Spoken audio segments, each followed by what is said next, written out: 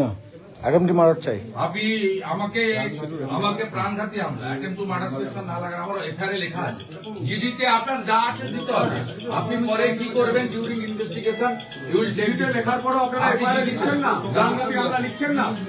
মানে আপনি তো জিডি যে অভিযোগ করছেন সেই অভিযোগ এফআইআর করছেন না, করলাম না, ওকে বসাতে হবে। তো পোর্ট খোলা আছে, দেখা সোমবার বন্ধ, মঙ্গলবার দেখা।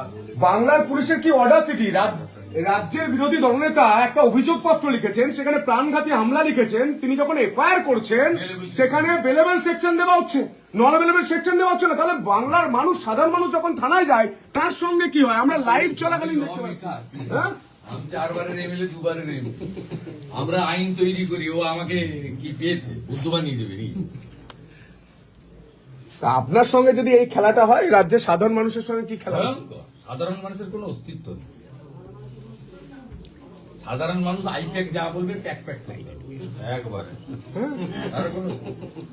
বাংলার মানুষ এই মুহূর্তে ঘড়ির কাঁটায় 11:30 বাজতে যাচ্ছে, যে ছবিটা দেখলেন সেটা হতবাক করার ছবি, হতবাক করার ছবি। স্টেট স্পন্সর একটা টেরোরিজম চলছে বাংলায়, বারবার বিরোধীরা অভিযোগ করেন, আজকেও আমরা সেই ছবিটা দেখতে পেলাম। বিরোধী দলনেতা তিনি অভিযোগ করেছেন, সেই অভিযোগ পত্রে তিনি পরিষ্কার লিখেছেন প্রাণঘাতী হামলা, তারপরেও বেলেবেল সেকশনে মামলা করার জন্য এফআইআর সাজিয়ে নিয়ে একদম বরণডালের মতো সাজিয়ে নিয়ে চলে এসছেন এত ঘন্টা পর।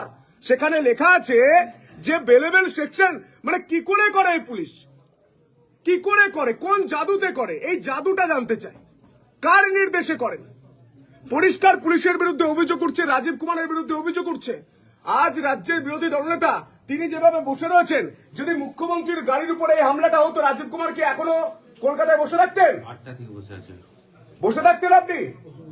এই মুহূর্তে গোটা বাংলার মানুষ রাত্রে রিপাবলিক বাংলা দেখছে এবং দেখছেন রাজ্যের বিরোধী দলনেতা তিনি সমানে বসেছিলেন, এই মুহূর্তে তিনি থানাতে বসে রয়েছেন, তিনি অপেক্ষা করছেন একটা এফআইআর করার জন্য। কত ঘন্টা সময় নিল? আমি লিখে জমা দিয়েছি কত 9:30 2 ঘন্টা। 8টায় এখানে বসেছে, 8:30 থেকে ধর্ণা দিয়েছি, লিখে জমা দিতে 9:15 মানুষকে 2 দিন সময় লাগে না, মানুষের ক্ষেত্রে 2 দিন সময় লাগে। আর আমাদের বিরুদ্ধে অভিযোগ হলে কত মিনিট সময় লাগে? আমাদের বিরুদ্ধে অভিযোগ লাগে আগে ধরে ঢুকিয়ে দিতে, কদিন আগে করেছে 35 পে নোটিশ দেয়। এখন তো সুপ্রিম কোর্ট বলে দিয়েছে 35 এ নোটিশ দিতে, ভাইলেশন করেছে। নন্দীগ্রামে আপনি জানেন, শাড়ি ছেড়েছে, ব্লাউজ ছেড়েছে, 35 এ নোটিশ না দিয়ে তুলে নিয়েছে। তো স্যাটিসফাইড আইপ্যাক ভাস্কর দাস, চন্দ্রশেখর রাও, একটাকেও ছাড়ব, চিহ্নিত করা হয়ে গেছে, ভুল জায়গায় হাত দিয়েছে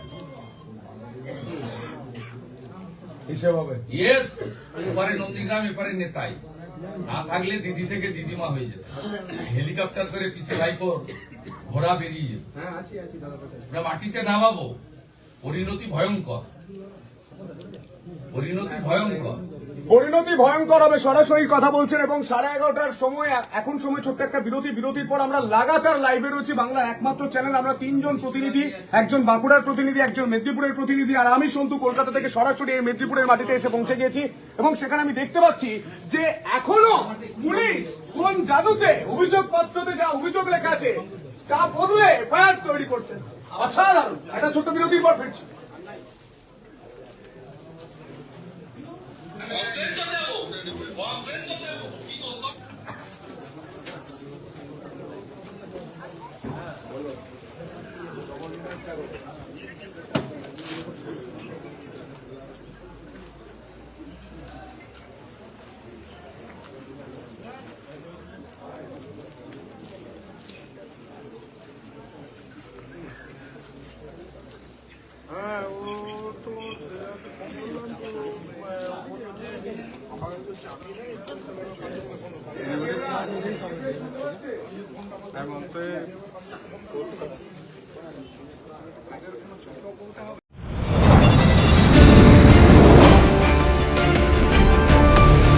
बांटेगा तो काटेगा, एक रहेगा तो नेक रहेगा, এটা বাংলাতে খুব দরকার। হিন্দু যদি বাঁচতে চাও, হিন্দু যদি বাঁচতে চাও, পশ্চিম বাংলায় পূজা করতে গেলে হাইকোর্টে যেতে হয়, গেরুয়া ধ্বজ নিয়ে বেড়ানো যায় না। বদলা আমি নিব, ভরসা আমার উপর রাখুন। জয় শ্রীরাম।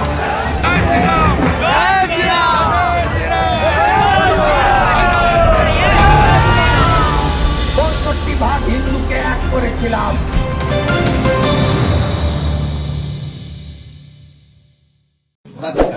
গ্রাম পঞ্চায়েতের প্রধান সহ আমার উপর আক্রমণ করেছে without in presence of police. সেটা প্রাণঘাতী, মেরে ফেলতে চেয়েছিল, পুড়িয়ে মারতে চেয়েছিল। তা আমি যে অভিযোগ করেছি সেই অভিযোগ অনুযায়ী যে সেকশন দেওয়ার কথা ওটা দিতে হবে। ওনার মনপুত section to satisfied his boss আর টু স্যাটিসফাইড টিএমসি, সেই সেকশন লাগিয়ে দিলে আমি তো সইও করবো না, এখানে নেব না।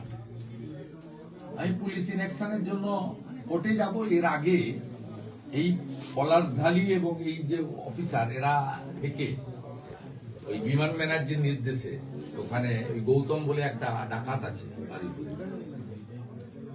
রোহিঙ্গা মুসলমানদের জড়ো করে আমার উপর আক্রমণ করেছিল, আপনারা জানেন। বাড়ি অ্যাকশন নেয়নি, এফআইআর করেছে অ্যাভেলেবল সেকশন দিয়ে। আমি হাইকোর্টের দ্বারস্থ হয়েছিলাম। হাইকোর্টে সওয়ালের পরে গভর্নমেন্ট লয়াররা বলেছিল যে ভিডিও ফুটেজ দেখান, আক্রমণ অবস্ট্রাকশন হয়েছিল, তো আক্রমণ হয়নি। আজকে তো ভিডিও ফুটেজ আমার কাছে আছে। আমি তারপর থেকে আমার গাড়িতে ক্যামেরা রাখি, গাড়িতে আপনার টাইমার লাগানো মুভেবল মানে ফিক্সড ক্যামেরা রাখি, সব তুলে নিয়েছি আজকে বারুইপুরের পর থেকে। এবার যাবে কোথায়? আমি তো ছাড়ার কোনো ব্যাপার নেই। হাজার হাজার ভারতীয় জনতা পার্টির কর্মী শুধু নয়, চন্দ্রকোনা রোড এলাকার ব্যবসায়ী, পথচারী, শিক্ষক, মাস্টার, ক্লাবের ছেলে, মা, বোন, দিদি সব বেরিয়ে এসেছে। আমি তো 1000-5 লোককে, দুর্গাপুর, সোনামুখী সব জায়গা থেকে লোকজন, সবকে না বলেছে, কেউ আসছে। চমকাই তোলা বরবেতা থেকে তৃণমূলের উত্থান হয়েছিল, তো এখান থেকে কি পতন শুরু হবে? প্রতিবাদ মঞ্চ কি এখন থেকে গড়ে জানুয়ারি তুলবে? মাস খুব গুরুত্বপূর্ণ মাস। এই মাসেই ছোট আঙ্গারিয়া হয়েছিল 4 তারিখ, 4 জানুয়ারি 2000। প্রতিবাদ মঞ্চ কি এখান থেকে গড়ে তুলবে? নেতাই 2011 7ই জানুয়ারি, আর আজকে 2026 10ই জানুয়ারি। ডেজ আর নাম্বার, পতন অনিবার্য। প্রত্যেকবারে আমার বা অন্য বিজেপি নেতারা আক্রান্ত হওয়ার পরে প্রেস বাইট, সোশ্যাল মিডিয়া, পরে একটা এফআইআর পাঠিয়েছে, কোনো অ্যাকশন হয়নি। আজকে আমি প্রায় 4 ঘন্টা, 8:30 থেকে 12:10 বাজে আমি এখানে লাগাতার পিসফুল ধর্ণা দিচ্ছি, পশ্চিমবাংলার মানুষকে জানানোর জন্য। এত শীতের মধ্যেও মানুষকে আমি জানাতে চাই যে আপনারা যদি মমতা ব্যানার্জিকে না তাড়ান, তার পুলিশকে গণতান্ত্রিক ভাবে ভোটের মাধ্যমে সবক না শেখান, তাহলে এই বাংলায় আজকে যে আক্রমণটা রাজ্যের নির্বাচিত জনপ্রতিনিধির উপর হচ্ছে, আগামী দিনে এই আন্দোলন ভয়াবহভাবে সমস্ত রাষ্ট্রবাদী জনগণের উপর নেমে আসবে। আচ্ছা, পুলিশ তো দেখতেই পাচ্ছেন কোনো ব্যবস্থা নিচ্ছে না। অর্থাৎ আমরা না, না, এর কিছু করার ডিজি নেই। রাজীব কুমার বলছেন যে যদি ইডি আইপ্যাকের অফিস থেকে নথি বের করতো তাহলে নাকি ইডি কে গ্রেপ্তার করবে। রাজীব কুমার এমন বার্তা দিচ্ছে, তাহলে সেই জায়গায় দাঁড়িয়ে কি বলবেন? ও রাজ্যের বুঝতে পারবে, ইডি তো সুপ্রিম কোর্টে গেছে, ও বুঝতে পারবে, বুঝতে পারবে। এমনি তো ডিজিপি হতে পারলো না, ডিজিপি ইনচার্জ 31শে জানুয়ারি রিটায়ার করবে। সব করলে পরিণতি ভালো হয় না, ডেমোক্রেসিতে এগুলো হয় না, খুব অল্প সময় হয়। এইরকম টোনে সুশান্ত ঘোষ বলতে 181 দিন জেলেছে, সিপিএমও সাসপেন্ড করে দিয়েছে, ছেটে দিয়েছে। চিরদিন কাহারও সময় নাই যায়। একরকম সময় চিরদিন কারণ যায় না। আমি অনেক বড় বড় গুন্ডা পান্ডা এই জঙ্গলমহল এলাকায় দেখেছি, আজকে এদেরকেও দেখেছি। আমি অনেক শর্মাকে পশ্চিম মেদিনীপুরের এসপি দেখেছিলাম, তখন সিপিএম এর নেতা ছিলেন, এখন নগরপাল। আমার রাস্তা কেটে দিয়েছিল। এই মুহূর্তে দাঁড়িয়ে কি রাষ্ট্রপতি শাসন জারির প্রয়োজন আছে? জনগণ বলবে, জনগণের দাবি আমার দাবি, আমি নিজে চাই। কারণ আমি তো তৃণমূলের ভরা জয়ারে মমতা ব্যানার্জিকে হারিয়েছি। আমি স্পষ্ট দেখতে পাচ্ছি এপ্রিল মাসের পরে মমতা ব্যানার্জি মুখ্যমন্ত্রী নেই। আজকে যারা যারা ঘটিয়েছেন এই পুলিশ অফিসারদেরও পরিণতি আমি চোখের সামনে দেখতে পাচ্ছি, যে পরিণতি হয়েছিল সিপিএম এর ব্লু আইড বয়েড বাসুদেব বাগে, গৌরব দত্তের, এস পান্ডার, ডি রঞ্জি শ্রীনিবাসন। এই পরিণতি দেখতে পাচ্ছি, চোখের সামনে দেখতে পাচ্ছি। বিধানসভা ভোটের আগে রাষ্ট্রপতি শাসন জারি কতটা প্রয়োজন আছে কি মনে করছেন? সামনে 2026-এর বিধানসভা ভোটের আগে পরিবেশটা সেই রকম আছে, কিন্তু অ্যাজ এ বিজেপি ম্যান আমি রাষ্ট্রপতি শাসন দাবি করি। জনগণ বলবে, তবে রাষ্ট্রপতি শাসনের থেকেও ওয়ার্স্ট পরিস্থিতি এখানে আছে, মিলিটারি রুলের মতো পরিস্থিতি আছে। কারণ রক্ষকই এখানে ভক্ষক। 2021 সালে জাস্টিস বিন্দাসজির নেতৃত্বে 5 মেন জাজেস এনএইচআরসি কে বলেছিল ফ্যাক্ট ফাইন্ডিং রিপোর্ট পোস্টপোন ভায়োলেন্সে। সেই রিপোর্টের প্রথম পাতায় ছিল পশ্চিমবঙ্গে আইনের শাসন চলে না, শাসকের আইন চলে। এটা সমান বিদ্যমান। তাহলে এই পুলিশ দিয়ে নির্বাচন সম্ভব? শুভেন্দু, এই পুলিশ দিয়ে 2026-এ বিধানসভা নির্বাচন সম্ভব? জনগণ যদি প্রতিরোধ গড়ে তোলে এই পুলিশই পিছু হটতে বাধ্য হবে। অন্য সময় হলে 4 ঘন্টা ধরে ধর্ণা চলত না, লাঠিচার্জ করত, গ্যাস ফাটানো। পুলিশও বুঝেছে সমঝে চলতে হবে, চাপ আছে তাই করছে না, করাবো। বহু বিস্ফোরণে এনআইএ লাগায় না, এনআইএ সেকশন মানে এক্সপ্লোসিভ সেকশন। আমরা হাইকোর্টে গিয়ে শিক্ষা দিয়েছি, যেটা সুপ্রিম কোর্টে গেছে আটকাতে পারেনি। এখানেও আমি বিএনএস এর 109 লাগাবো, থ্রু কোর্ট লাগাবো। আর শুধু ওটা করলে হবে না, 4 ঘন্টা ধরে ধর্নার মধ্য দিয়ে বাংলার মানুষকে বাংলার বর্তমান পরিস্থিতিটা বুঝিয়ে দিলাম। ভারতীয় জনতা পার্টির কর্মীদের বললাম পথই পথ দেখাবে, প্রতিরোধের প্রাচীর গড়ে তুলবে।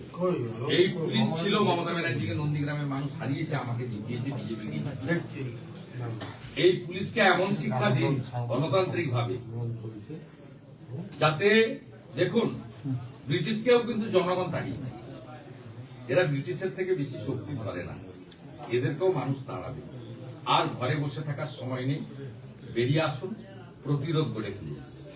একটি রাজনৈতিক দল এবং পুলিশ এক টেবিলে বসে আপনাকে মারার পরিকল্পনা করছে, তারপরও বলছেন পুলিশ জনতা প্রতিরোধ করলে এই পুলিশেও ভোট হতে পারে। কিভাবে বলছেন? না, ভোট হতে পারে আমি বলছি না তো, সম্ভব না। জনগণ প্রতিরোধ করলে এরা পিছু হটতে বাধ্য হয়। 4 ঘন্টা ধর্ণা চলছে, অন্য সময় হলে আমাকে হয়তো ইগনোর করতো, বাকি সবাইকে সরিয়ে সরিয়ে ধাক্কা ধাক্কি করে যা খুশি করে। This is the index of mind. আমাদের কাউ মনে হচ্ছে না আমরা ভীত, পুলিশের মুখটা দেখাই, কোথাও যেন একটা লজ্জা পাচ্ছে যে আমাদের দিয়ে ভুল করে দিচ্ছে। দুবেলা আছে তো, মানে এখানে আমরা যিনি আধিকারিক আছেন জগন্নাথদেবের তিনি ভক্ত, মন থেকে উড়িষ্যার চাইছেন না, পাশে থাকি। চাপ দিয়ে করানো হচ্ছে, এটাই বলতে চাইছেন? মানে এখানে যিনি আধিকারিক পুলিশ আধিকারিক আছেন তিনি মন থেকে চাইছেন। রেসিপ্রোকাল। কেউ ভাবছে যে তৃণমূল চিরদিন থাকবে, কম্পালসারি ওই দিকে যেতে হবে, বালির টাকা তুলবো, এই পাশাপাশি অনেক মোরাম খাদান আছে তুলবো, গরু পাচার করবে তুলবো, গরু প্রতি 2000 টাকা ভাবছে এইরকম থাকবে। ওয়ার লাইন অল্প বয়স তো, 11-র আগের দৃশ্য জানি, এরা সব 11-র পরে জানি। আমি 11-র আগের দৃশ্য, অরুণ Gupta, Ramesh babu, DG Tarania, ADG CID Bhupinder Singh আমি বহুদিন কাল লোক, আমি সব দেখেছি, এদের উত্থানও দেখেছি, পতনও দেখেছি। আইনি লড়াই হবে, প্রতিরোধও হবে। এরপর কি আপনারা কোনো মশাল মিছিল করবেন, কিছু পদক্ষেপ দিচ্ছেন? আমি শুনুন, অনেকে কষ্ট পাচ্ছে, অনেকে জিগেও আছে। আমি আর একটু খানিকক্ষণ পরে সিদ্ধান্ত নেব। আমার পরিকল্পনা আছে থানার গেট থেকে প্রজ্বলিত মশাল নিয়ে প্রতিবাদ মিছিল চৌরাস্তা পর্যন্ত, যেখানে আক্রমণ করেছে পর্যন্ত যাব। সেখান থেকে কর্মীদের হাত জোড় করে কৃতজ্ঞতা জানিয়ে, নমস্কার জানিয়ে বাড়ি ফিরে যাওয়ার অনুরোধ করছি। আগামীকাল থেকে কিছু কর্মসূচি হবে কিনা, করবে কিনা রাজ্য পার্টি থেকে সিদ্ধান্ত নেবে। রাজ্য সভাপতি যেমন ফোন করেছেন, বিপ্লব দেব ফোন করেছেন, ডক্টর সুকান্ত, তারা সিদ্ধান্ত নেবেন। আমি এককভাবে সিদ্ধান্ত নিতে পারি না। আমি এখানকার জেলার নেতাদের নিয়ে, 2 জেলার নেতারা আছেন ঝাড়গ্রাম এবং পশ্চিম মেদিনীপুর, আমি এই চন্দ্রকোনা রোডে আবার আসবো 13 তারিখে 2টোর সময়। কেন আসবো সেদিন বোঝা যাবে। আর যে জিডিটা আমি আজকে রিসিভ করলাম, এটা নিয়ে আমি পুলিশ ইনঅ্যাকশন জন্য আমার লয়ারের মাধ্যমে মঙ্গলবার দিন কলকাতা হাইকোর্টে মুভ করব। কারণ কলকাতা হাইকোর্টের 3টে অর্ডারেই আমি, তাদের অর্ডারেই আমি রাস্তাঘাটে কাজ করতে পারছি। সেখানে পশ্চিমবঙ্গ সরকারের এজি লিখিতভাবে দিয়েছিল, যে কপি নথি গোছানো আছে কোর্টে, যে রাস্তাটা আমরা দেখে নেব, সিআরপিএম ওনাকে ফিজিক্যাল প্রোটেকশন দেবে।